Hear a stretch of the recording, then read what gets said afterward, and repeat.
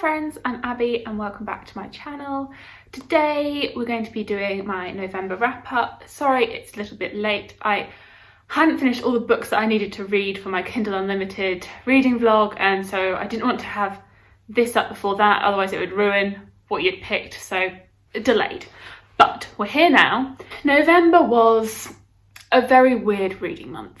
Like there were some very big highs and then there were some lows, and it just felt like I wasn't really engaged in my reading for a lot of it, and it was just a struggle. Like it just felt like a lot of effort to get books finished.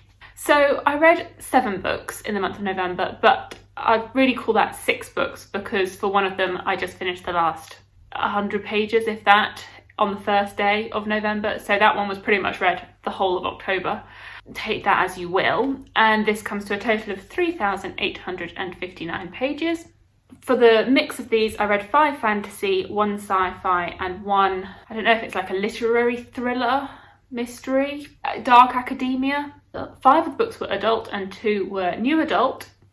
And then my star rating is very sporadic. I had 2 5 stars, 1 4.5 star, 2 3.5 stars, 1 2.5 star, and 1 2 star. The first book that I finished in the month of November, so this is the one where I only read 100 or so pages, and that was Leviathan Wakes by James S.A. Corey. This was the Shelf Space Buddy Read pick for the month of October, so I finished it the day of the live show. So I was cutting it very fine. And I will leave the live show below, as that is quite a, I guess, neutral view on this book, that you've got some people that really loved it and some people, well, most people actually really enjoyed it apart from me. I wasn't a massive fan of this book, and I don't know if I was just burnt out by the end of October, but I just did not get on well with this. What I would say is that I think that this has a really interesting plot. It's a sci-fi thriller and you're following 2 main characters as they try and figure out what's going on. So one of them is a police detective and he's been given a case, and even though his supervisor's saying, oh, don't just mark it off as like nothing really too important, and he's so focused on trying to figure out what it is.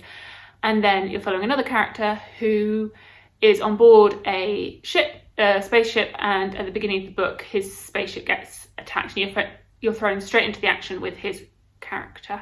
So you're following these 2 characters, and the thing that I really struggled with, I think, with this book is the descriptions.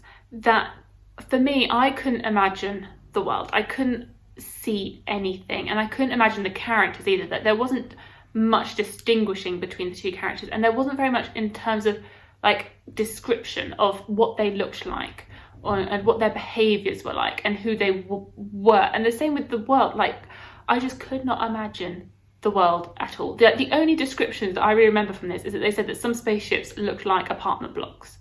But my brain, I don't know if it's that I haven't read too many hard sci-fi, I don't know, but like I just could not picture anything. And so I kept being sucked out of the story because I just couldn't picture where they were. By like the second half of the book, I could distinguish between the 2 main characters, but there were secondary characters and I didn't feel as though many of them really had a personality. I've talked to people that have watched the TV show and they have said that they had no problems imagining the world or the characters. So I think if I'd watched the TV show first, then I would have had a clearer picture of this world going in. But going in with just the literary text, I really struggled with it. So potentially I will go back and watch the TV show and see how that helps me with it and see if that's more of a more digestible format for this story. But as it is, I'm not going to be continuing on with the series.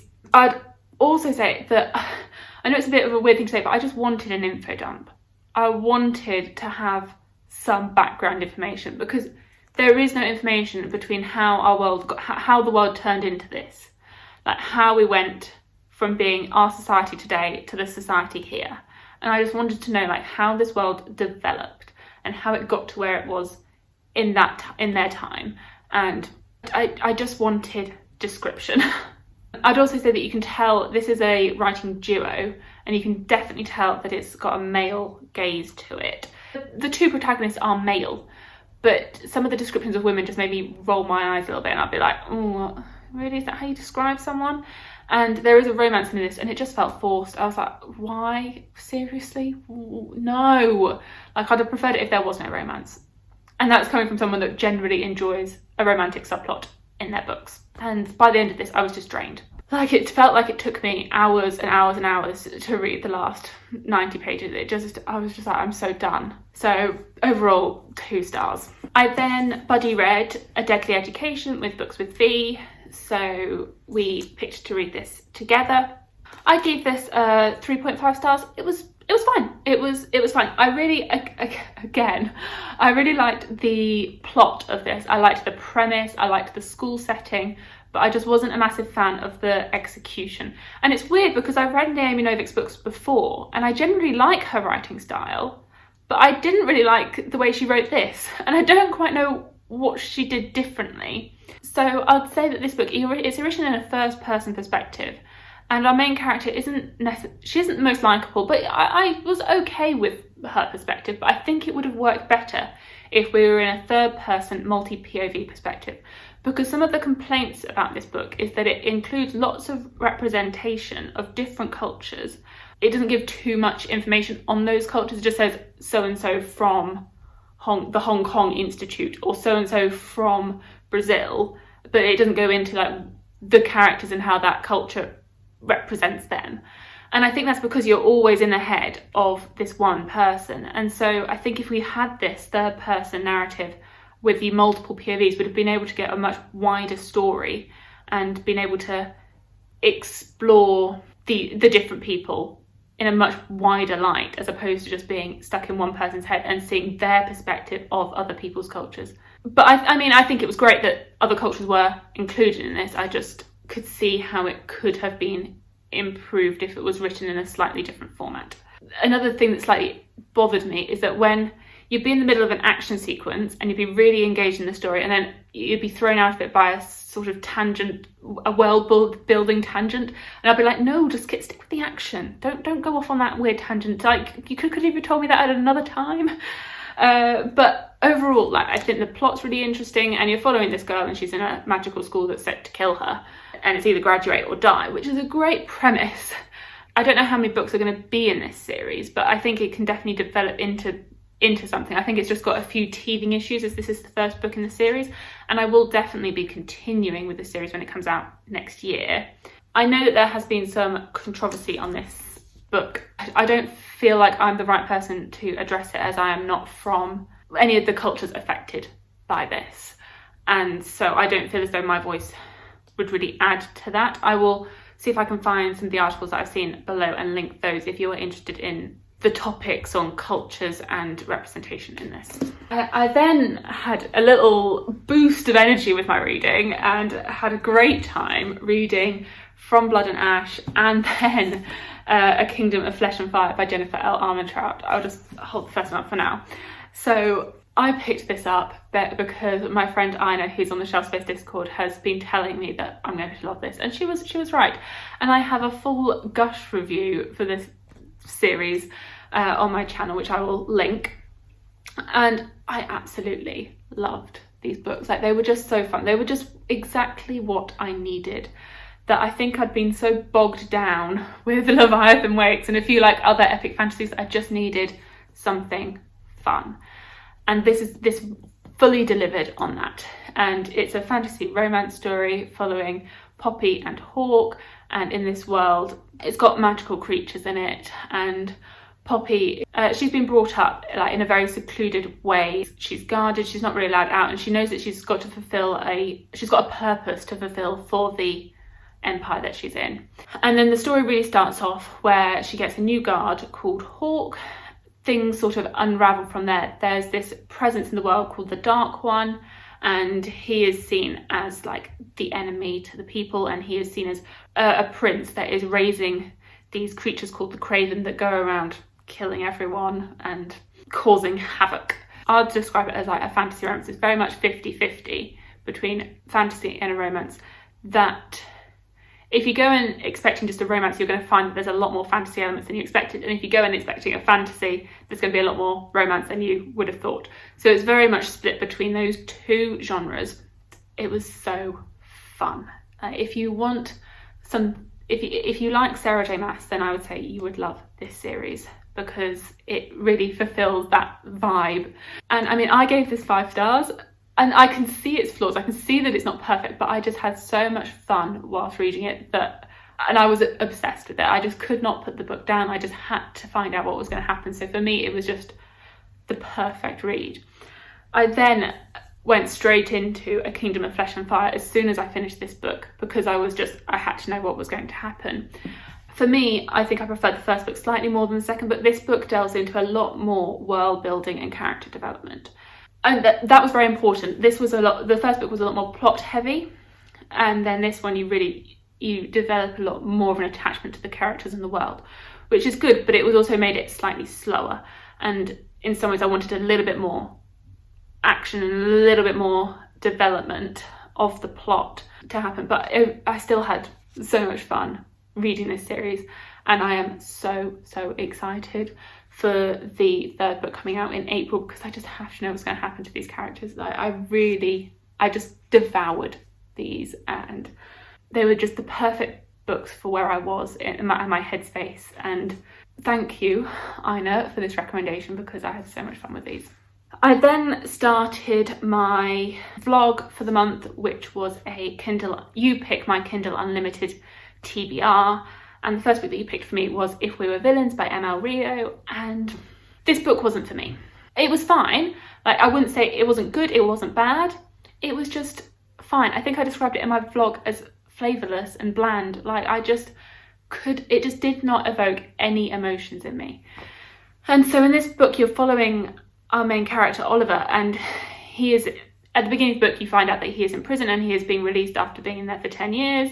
And then it jumps back to the past, where he is in this academia setting. It's a school for actors, and him and his classmates are like Shakespeare obsessed actors, and they are in different plays, and you know that something is going to go wrong, and you don't quite know what, and you don't quite know who's done what and how it all leads up to him being in prison. And I did really want to find out what was going to happen. Like, I wanted to know who did what and why he's in prison. But I just could not get engaged with any of the characters. I think this book will really work if you love dark academia, then it will work. Then in theory it should work for you, because I mean, I think that I quite like dark academia, but it just didn't do anything for me. But if that's the vibe that you like, then give this a go. Additionally, if you really like Shakespeare and the acting in books and plays and all those things, because there is such an influence of Shakespeare in this book. Like, this is it's like a love letter to Shakespeare and his influence on writing. So if you really like that, then you probably like this book. But for me, I was just like, I just don't need any more Shakespeare in this book. Like, come on, there'd be big chunks where there'd just be like extracts from Shakespeare plays, and I could see how the plays were sort of influencing their real world, but I just didn't care. It's not good, it's not bad, it just for me was very fine. It was fine when I was reading it. Like, when I was reading it, I was engaged, but I had no desire to pick it up when I wasn't reading it. And so it took me ages to read this 300 and something page book, because I just didn't feel like reading it. But I will have my vlog linked.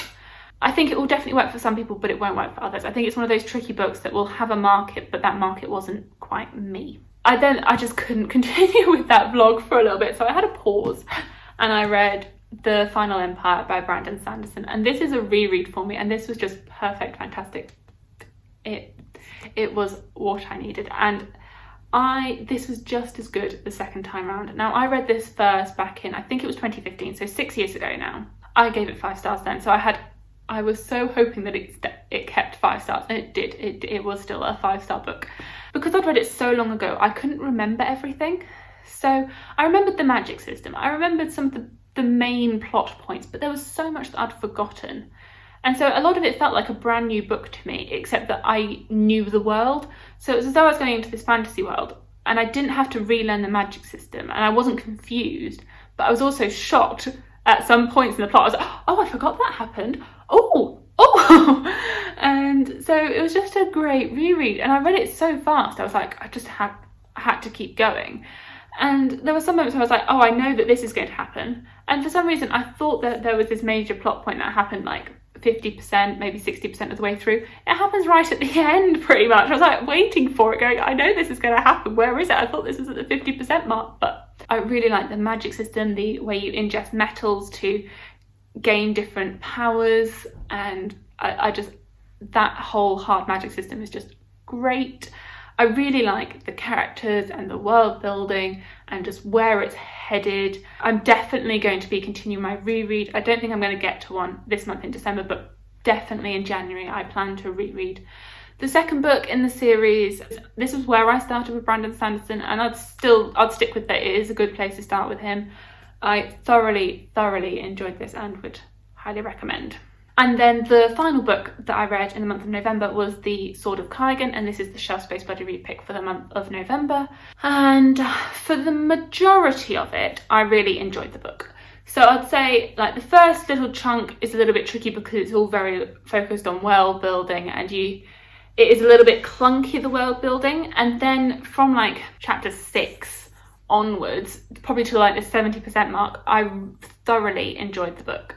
I was really invested in all the characters. Yeah, the world building was really interesting. Like I really enjoyed the Japanese inspired setting with these like samurai warriors that combined elemental magic with martial arts. Like that was just really interesting. I really liked our main characters for the most part. That I found that Mamoru was just a great representation of a teenage boy coming to terms with who he is and his magic, and discovering that his government isn't necessarily the best government and that they lie to them. I really liked the themes of grief and motherhood and personal identity, and the way that those were explored in the text. It was so emotional. Like it definitely evoked strong emotions in me for lots of the book. And I would say that there are trigger warnings for miscarriage if that affects you, because I've never experienced that, but I feel as though it was handled very sensitively. I don't know if the author has experienced it, but just so that you're aware, that is a topic that is talked about in the book. And again, as well, the battle scenes, like this middle section of the book was this epic battle scene, and I was gripped. I just could not put the book down for that like middle section, I guess up until like 70% mark, because it was so gripping and the scenes were so clear and so well described and just so well done. But it did create a slightly weird structure that your main climax was in the middle of the book, and then the last third of the book you're exploring the consequences of that battle. And that was really interesting to see, because normally in fantasy you have these battle scenes and then you just move on, whereas this was really exploring the consequences of those battle scenes and seeing how people dealt with it and the impacts on people's emotions from these scenes. But it did also slow the book down, and this is where I started to develop more and more issues. And a lot of my issues weren't necessary. I think a lot of people have issues with the last chapter, and I was okay with the last chapter, but my issues I explore a lot in my Goodreads review, which I will link down below. But a lot of it felt like the book was a prologue to a much wider series. This book's a standalone, so it just seems a little bit weird that I just wanted... It all feels like set up for a much bigger world and a bigger series, and everything seems as though you're getting like a small insight into the conflicts within the world, and actually it feels as though there's a much wider, broader picture out there. But it's a standalone, so this is where I struggle a little bit, that it just feels like a prologue to something else. And as well, I had some issues with some of the character decisions, and I don't know if that's because they are different from the decisions that I would make in those characters' situations, but it just, some of their decisions felt inconsistent with the way that they'd been portrayed in the rest of the book. I can't go into details because it's all just spoilers, but they are all in my review. And so these little character gripes that I had just really, I guess they became more and more forefront as the book went on, and I became more and more like, does that really work? Is that really what you're doing? I think the book would have been a 4 stars, but then because of these issues I've lowered it to a 3.5, and it's still a really good book, but there was so much aspects that I enjoyed. I just had these niggling things that kept reoccurring as the book went on. But I would recommend the book, and I know lots of people really liked it and really enjoyed this book. And for a self-published book, I think a lot of these issues may have been like ironed out if it had a full publishing team behind it. I will link the Shelf Space live show as well for this below, because then you'll get a wider view of people's thoughts on it. So those are all the books that I read in the month of November. Let me know what you read in November, and well, let me know what your favourite book of November was. Please like, comment and subscribe, and I will see you in my future videos. Bye!